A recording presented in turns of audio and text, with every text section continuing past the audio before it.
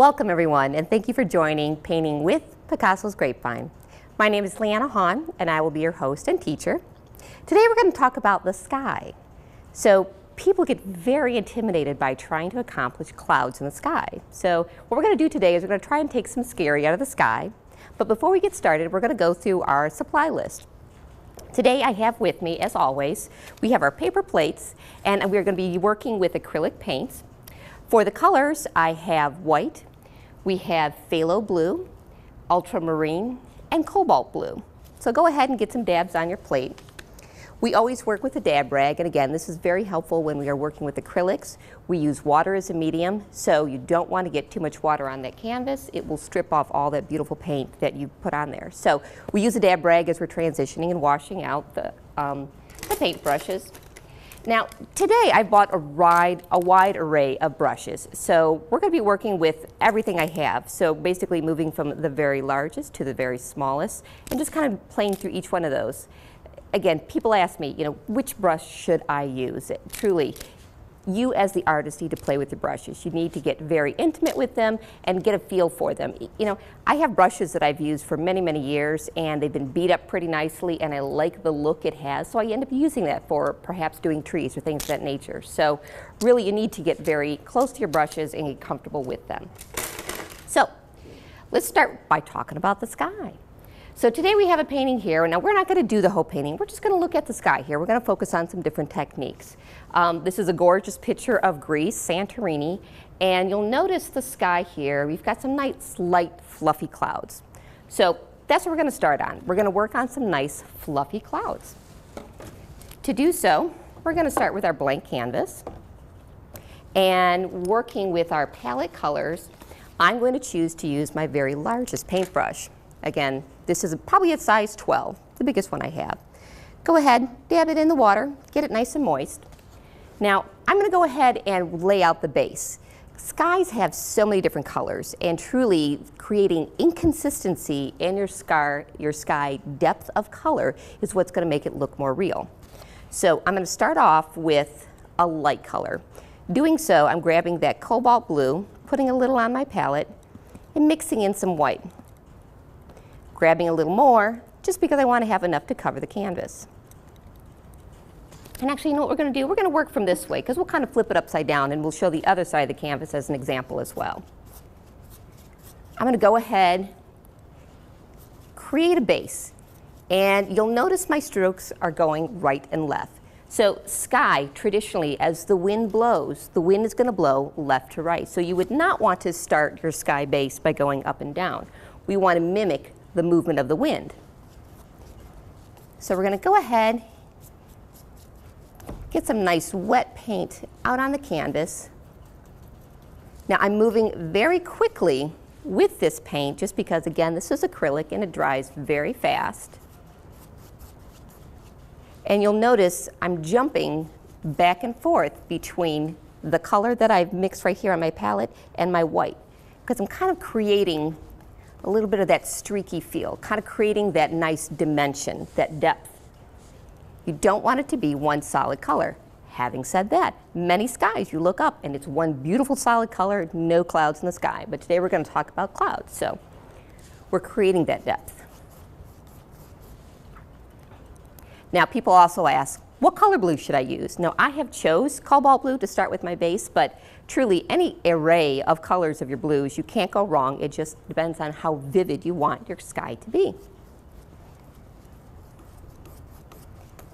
So I'm just getting that nice paint out there, nice and wet, and we're going to move very quickly on this.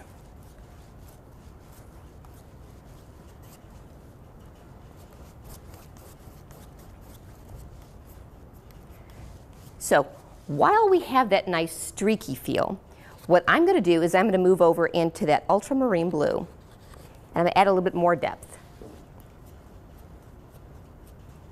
You see how, especially when it's wet, and this is very commonly referred to as the wet on wet technique, you want to create that beautiful blended feel while your paint is wet. Now I'm going back over it very soft with the tip of my brush. Creating some more depth.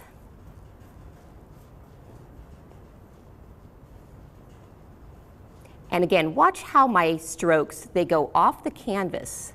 You don't want to have that hard stop and start in the middle of your canvas, especially when you're doing the sky.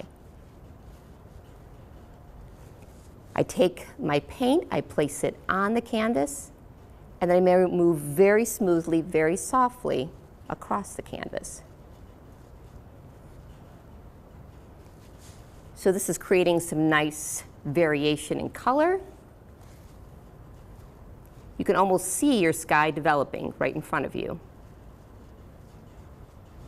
And here's the other thing too.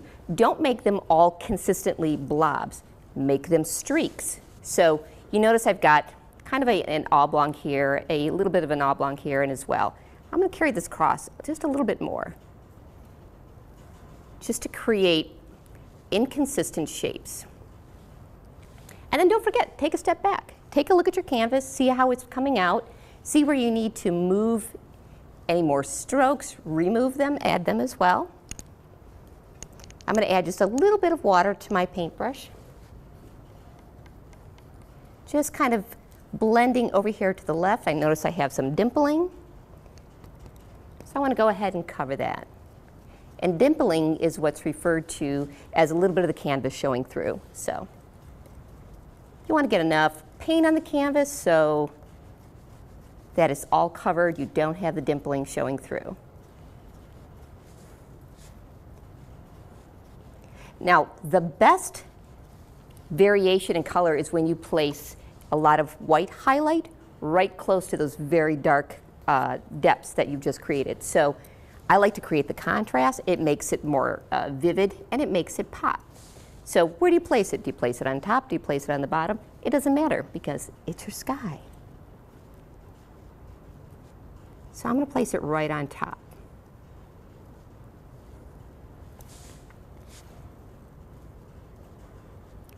Just kind of continuing that very soft, after I place down the paint, I'm continuing with a very, very soft stroke. Just kind of smoothing it out. A lot of times you can also convert to a dry brush. So if you're placing paint here, you want to smooth it out with a dry brush as well. That helps nicely.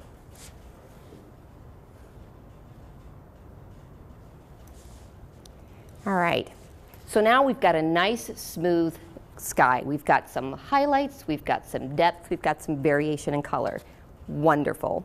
So now what I'm going to do is I'm going to add some clouds. So people get very intimidated by the clouds. How do I make a cloud? Again, you can't go wrong. You really can't mess up a cloud. So I'm going to start with just putting white paint right on the tip of my brush and kind of pushing the canvas. I'm kind of pushing it up and down.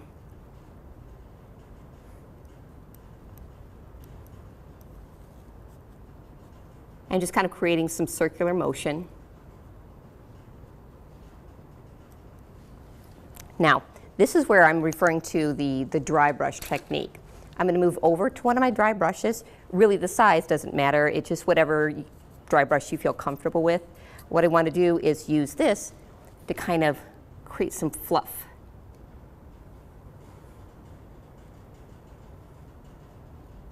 Because you remember, when you're looking up at the sky, the wind is blowing it, so you've got these gorgeous clouds that are constantly changing shapes. So I'm kind of going over it and just creating a softness to the edge. You notice I'm using the tip of my brush, removing some of the paint, and then working with the edges. Very, very soft. And if it needs to grow, that's awesome. Let it grow. You're going to start with one size as you place the paint on your canvas, but as you move your paintbrush around, it's going to move as well. So if we end up with a cloud that's twice the size it started, that's fine. So you may want to start with a very small size first because we're going to blend out. And again, I'm just removing paint as I'm going through with my dry brush.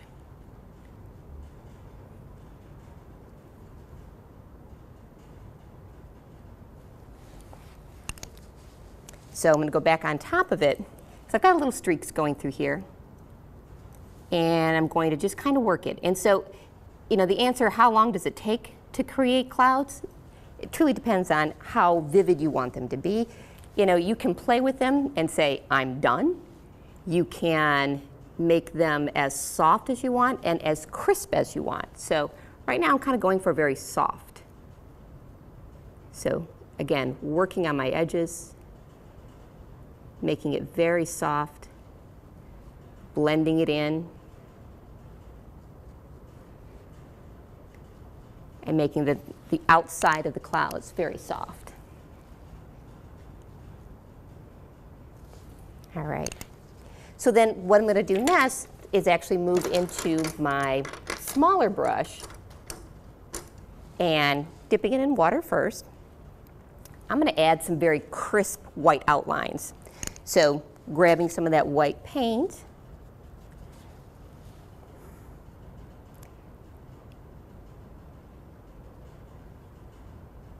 just kind of creating some depth variation in your white. You don't want to end up with all the same color white. Because you'll remember when you look up at clouds, you've got very, very white areas, you've got baby blue areas, you've got all different shades as it's moving across the sky.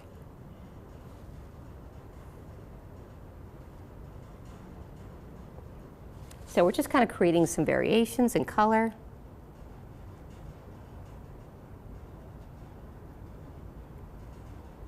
Kind of moving over those strokes. I don't want to leave any strokes in there.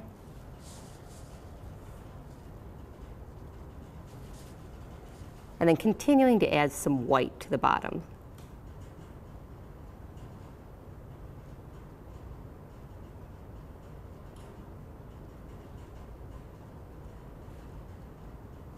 So play with it. Get it to the point that you feel comfortable. So here is a fluffy cloud, and that's one way to start out. Now, the next sky I'm going to show you is going to give you an example of, this is a beautiful sunset sky. Even more easier to achieve, very similar in our strokes. I'm not going to be adding in all the different colors, but just kind of giving you an example of making that back and forth, left to right stroke motion. So this is where you see the sky, wind moves across left to right. So we're going to mimic that and do a little bit on this side of the canvas. So when the sun is setting, the sun is closest to the horizon. So we want to make the lightest part of the sky closest to the horizon. So you would decide where your horizon is going to be based on what type of painting you're creating. So we're going to go ahead using that same color we have in the middle of our palette, mixing it with a little bit more white. And I'm just going to decide this is going to be my horizon. Just do a quick streak right across the canvas. And again, this is where something I would build starting from the horizon up, making it lightest in the middle and darkest towards the edge. And you'll notice my strokes are starting on the outside of the canvas and working in.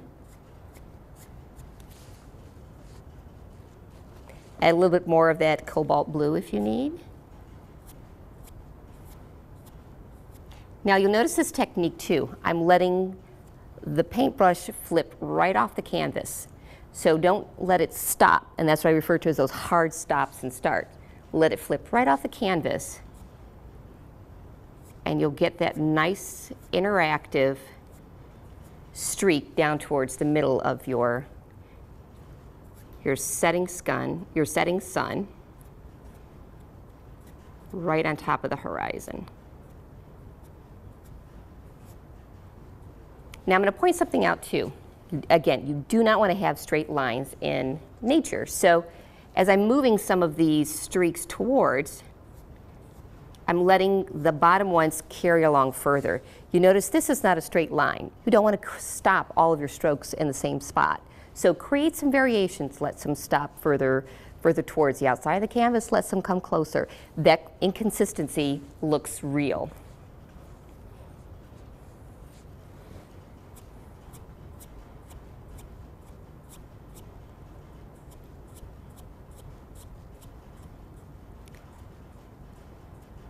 Again, you achieve that nice inconsistent feel by using this wet on wet, immediately applying more paint, allowing it to blend and mix on your canvas.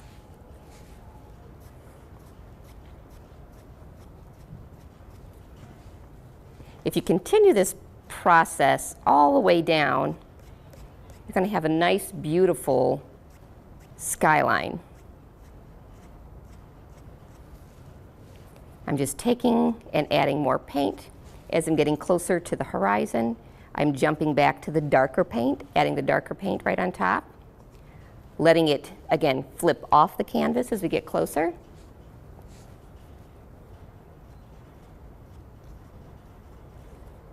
Making sure I cover all that dimpling.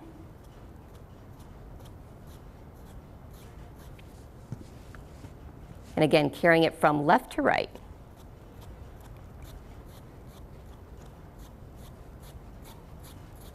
I'm going to go ahead and move this all the way up, grabbing a little bit more of my white paint. You're going to find you use a lot of white paint in your skies because you're constantly moving between the different tones of blue as you're creating them and mixing them.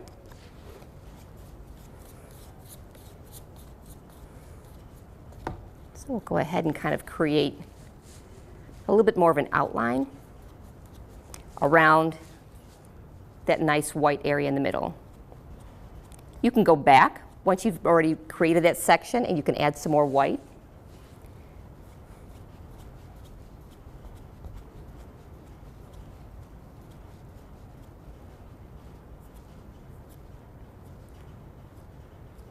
There you go. All right. Well, hopefully you have found that a little helpful in taking some of the intimidation out of making skies. So play with it, have fun with your paint, enjoy yourself. It's a lot of fun. And thank you for joining us with Painting with Picasso's Grapevine.